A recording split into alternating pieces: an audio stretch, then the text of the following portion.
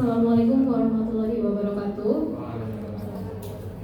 Yang terhormat Ibu Asih Pangestuti SOS MSI selaku Kepala SMA Negeri 1 Wangor. Dan yang kami hormati pula Bapak Ibu peserta orientasi pengenalan nilai dan etika instansi pemerintah bagi P3K Provinsi Jawa Tengah tahun 2024. Salam dan selawat semoga senantiasa tercurah pada junjungan kita Nabi Agung Muhammad SAW yang kita tunggu syafaatnya di yaumil akhir. Hadirin yang kami hormati, sebagai acara pertama pembukaan, marilah kita buka acara ini dengan membaca lafal basmalah.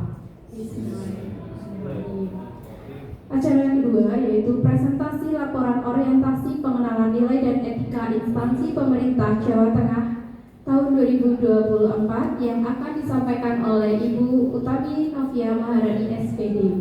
Kepada Ibu Novia Maharani SPD dipersilakan. Bismillahirrahmanirrahim. Terima kasih untuk Bu Ana.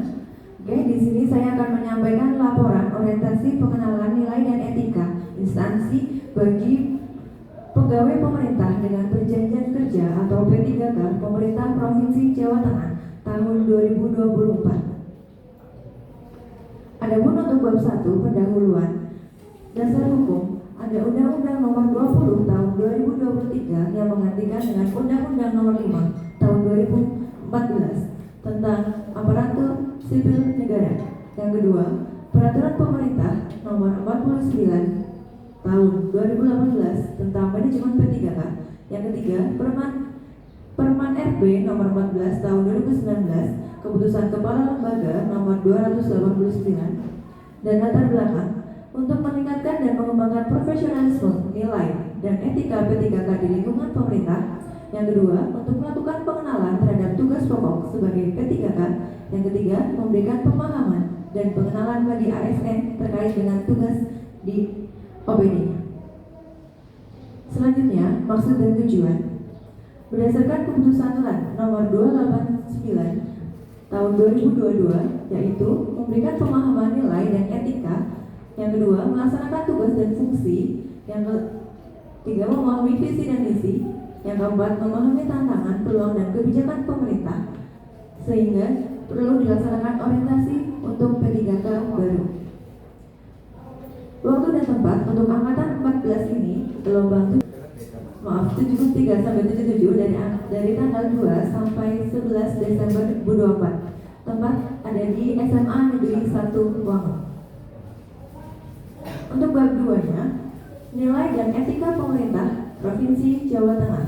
Ada 8 misi Provinsi Jawa Tengah, dan untuk visinya Jawa Tengah sebagai penumpu pangan dan industri nasional yang maju, sejahtera, berbudaya, dan berkelanjutan.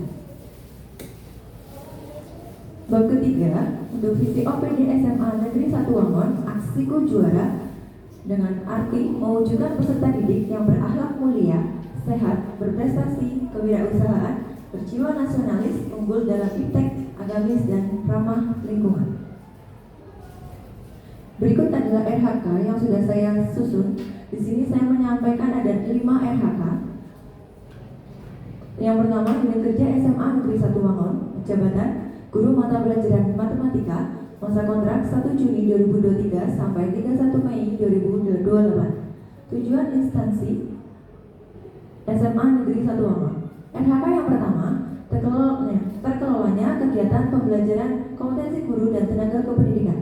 Yang kedua, tersusunnya KOSP yang berorientasi pada peningkatan pembelajaran secara partisipatif.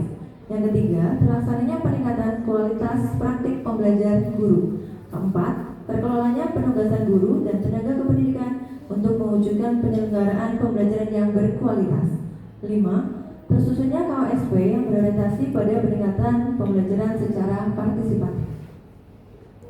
Berikut rancangan rinciannya dari RHK 1 sampai ke 5. Yang pertama, meningkatnya kompetensi melalui peran sebagai peserta pelatihan mandiri. Output yang diharapkan adalah sertifikat PMR.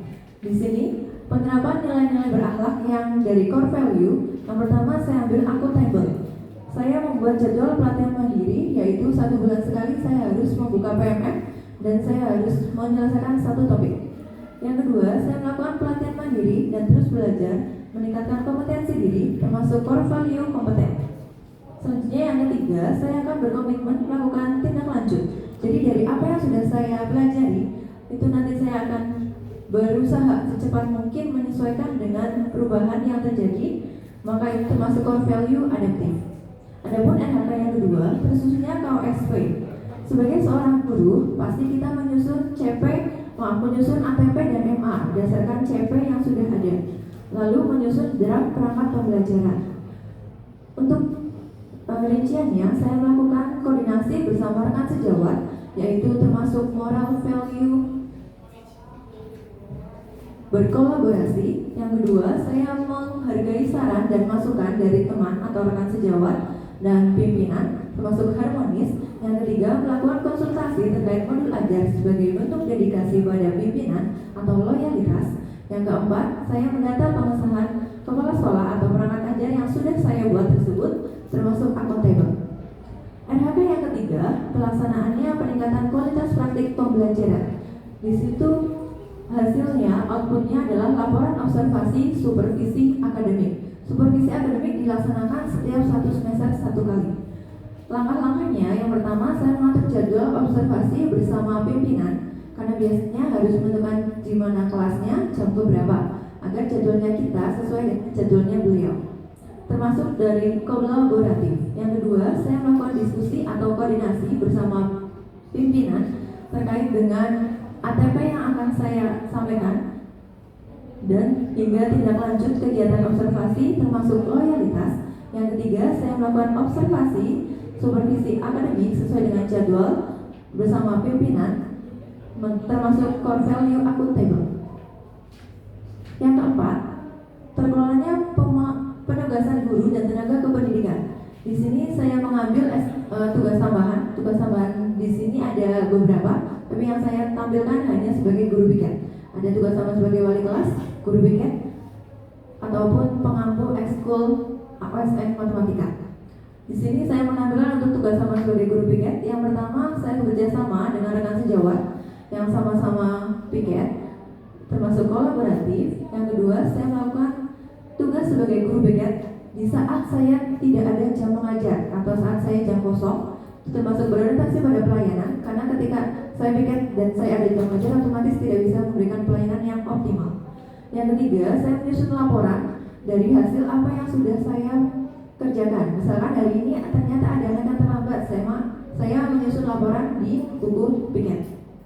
Dan yang terakhir, tersusunnya KOSP sebagai acuan dalam peningkatan pembelajaran. Di sini saya menyiapkan dokumen presentasi kehadiran, jurnal, ataupun menyusun perangkat pembelajaran.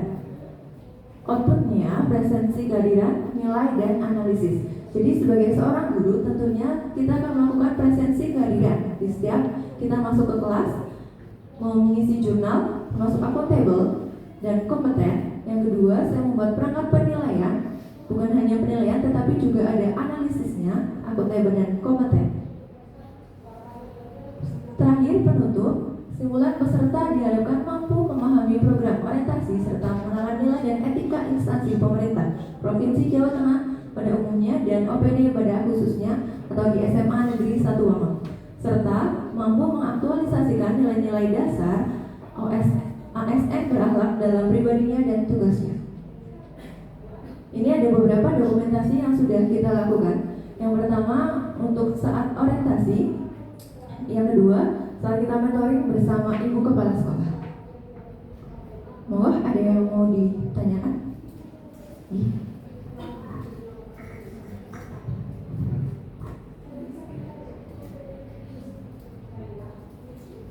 Cek. Mohon izin Bu Tami. Berkaitan dengan tugas tambahan, apakah selama menjalankan tugas tambahan guru piket pernah ada anak yang terlambat? Jika ada, apa penyebab mereka terlambat, Bu? Terima kasih. Assalamualaikum warahmatullahi wabarakatuh. Terima kasih untuk pertanyaannya dari Pak Anom. Ya, saya tadi sudah menjelaskan tentang tugas tambahan sebagai guru piket. Tentunya sering sekali ada anak-anak yang terlambat. Walaupun PPDB kita sudah banyak yang zonasi, ada jalur zonasi, otomatis rumahnya dekat. Namun tidak menutup kemungkinan anak-anak itu untuk terlambat. Jadi mereka banyak alasan, ada yang motornya macet lah, motornya mogok, ataupun berkaitan dengan orang tua yang telat dalam mengantarnya. Ada beberapa juga yang dengan alasan mereka bangunnya kesiangan. Padahal mereka sudah tahu hari ini adalah hari sekolah, harusnya bangun gasik, tetapi tetap aja seperti itu. Gitu Pak Anom.